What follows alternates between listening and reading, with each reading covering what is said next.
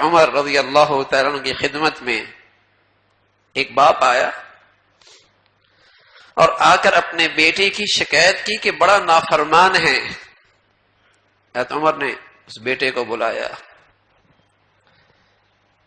حضرت عمر نے فرمایا تیرے ابا تیری شکایت لے کے آئے ہیں، تو بڑا نافرمان ہے اپنے باپ کا.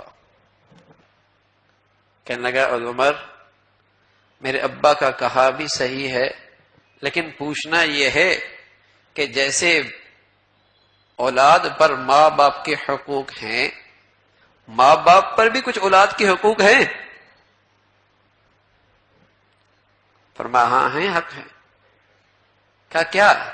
حضرت عمر نے فرمایا کہ اس کے لیے اچھی ماں کا انتخاب کرے، اس کا اچھا نام رکھے، اس کی صحیح تعلیم اور تربیت کا اہتمام کرے.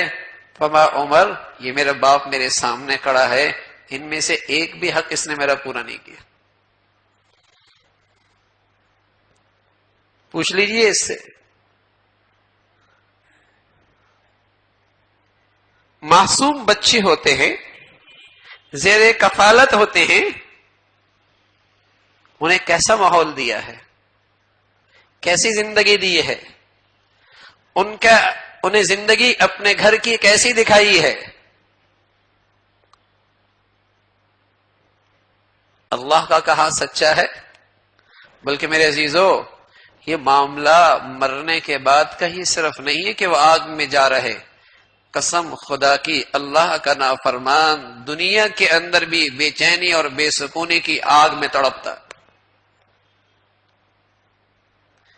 دنیا میں بھی بے چینی اور بے سکونی کی آگ میں تڑپتا ہے.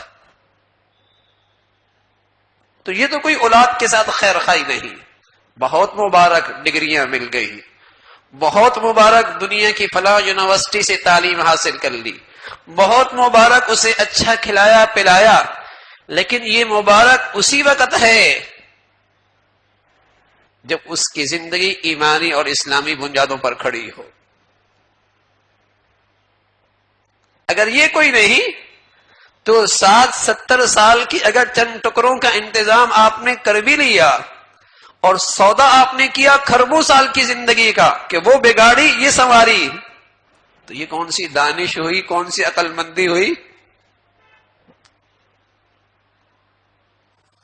یہ کون سی اپنی اولاد کے ساتھ خیر خائی اور بھلائی کی؟ رسول اللہ صلی اللہ علیہ وسلم تو اپنی امت کو سبق دے گئے کہ دنیا میں آتی ہی اس کی تعلیم اور تربیت کا انتظام کرو. دائیں طرف اذان، بائیں طرف اقامت. سبحان اللہ. وہ معصوم سا بچہ کیا اذان اور کیا اقامت کا مضمون سمجھے گا؟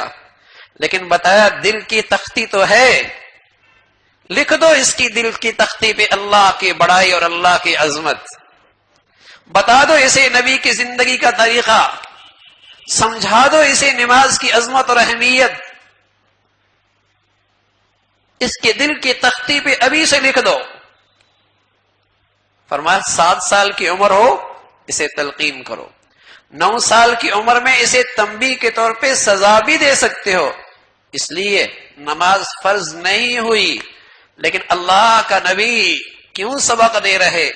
کہیں ایسا نہ ہو، کہیں ایسا نہ ہو، اللہ نہ کرے، 1000 بار نہ کرے، بالغ ہوا نماز نہ ہوئی، بالغ ہوا نماز کی اہمیت نہ ہوئی، کہیں ایسا نہ ہو کہ اسلام کو خیر بات کا بیٹھے، اسلام کی سرحد سے نہ نکل بیٹھے.